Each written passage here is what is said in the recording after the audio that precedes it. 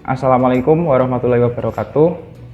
Jadi semuanya, di sini kami akan mempresentasikan mengenai salah satu materi yang ada pada mata kuliah riset operasi, yaitu mengenai model jaringan.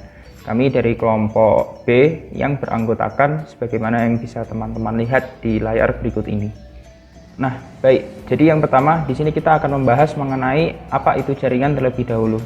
Nah, jadi jaringan merupakan suatu sistem yang terdiri dari titik atau yang biasa disebut sebagai node dan juga garis-garis yang menghubungkan titik-titik tersebut atau yang biasa disebut sebagai busur.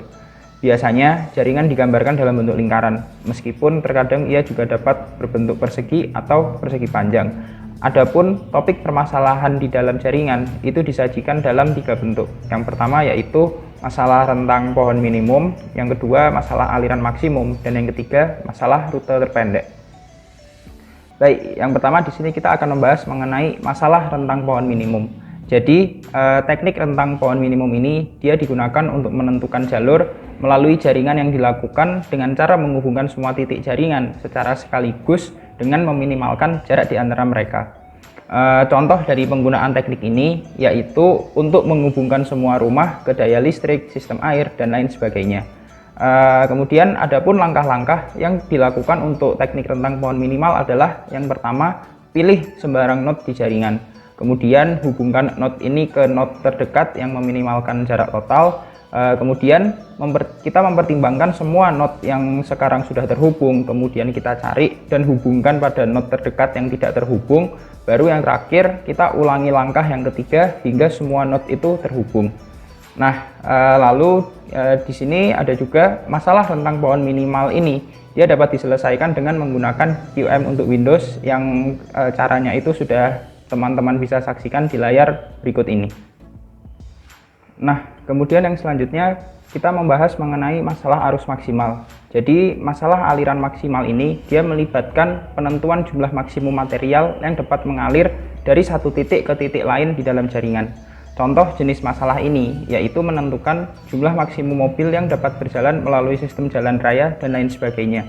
Adapun cara untuk menemukan aliran maksimal dari sumber atau awal jaringan ke sink atau finish jaringan tersebut yaitu menggunakan 2 metode umum. Yang pertama yaitu teknik aliran maksimal dan yang kedua yaitu pemrograman linear. Nah, selanjutnya terdapat 4 langkah yang dapat dilakukan di dalam teknik aliran maksimal ini. Yang pertama yaitu pilih jalur manapun dari awal hingga akhir dengan beberapa aliran. Jika tidak ada jalur dengan aliran, maka solusi optimal telah ditemukan. Kemudian yang kedua yaitu kita temukan busur di jalur ini dengan kapasitas aliran terkecil yang tersedia. Panggil kapasitas ini C. Ini menunjukkan kapasitas tambahan maksimum yang dapat dialokasikan untuk rute ini. Kemudian yang ketiga yaitu untuk setiap node pada jalur ini, kurangi kapasitas aliran ke arah aliran sebesar C. Untuk setiap node pada jalur ini, tingkatkan kapasitas aliran pada arah sebaliknya sebesar C pula. Kemudian yang terakhir, ulangi langkah-langkah ini sampai peningkatan aliran tidak lagi memungkinkan. Nah, selanjutnya ada juga cara yang kedua yaitu dengan program linear untuk arus maksimum yang bisa teman-teman lihat dan saksikan caranya sebagaimana yang ada di layar berikut ini. Nah, yang terakhir yaitu mengenai masalah rute terpendek.